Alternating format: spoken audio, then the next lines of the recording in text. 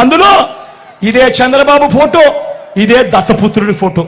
మరి సాధ్యం కాదని తెలుసు, అబద్ధాలు చెప్తా ఉన్నారని తెలుసు, ఎన్నికలు అయిపోయిన తర్వాత పొరపాటున గెలిస్తే మోసం చేస్తారని కూడా తెలుసు. తెలిసి మళ్ళీ అదే చంద్రబాబుకు కత్తిచ్చి మళ్ళీ రైతన్నలను పొడవండి, పిల్లలను పొడవండి, అక్క చెల్లెమ్మలను పొడవండి, అవ్వాతాతలను పొడవండి అని చెప్పి మళ్ళీ కత్తిస్తా ఉన్నాడు అనంటే ఈ మనిషి రేపొద్దున ఎమ్మెల్యేగా అయితే ఎవరికి న్యాయం చేస్తాడు, ఎవరికి మేలు చేస్తాడు అన్నది ఒక్కసారి అందరూ కూడా ఆలోచన చేయమని కోరుతా ఉన్నా.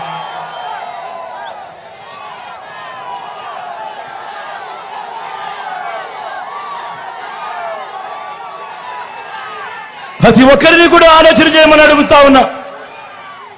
చంద్రబాబు నాయుడును ప్రతి ఒక్కరిని కూడా ఆలోచన చేయమని అడుగుతా ఉన్నా.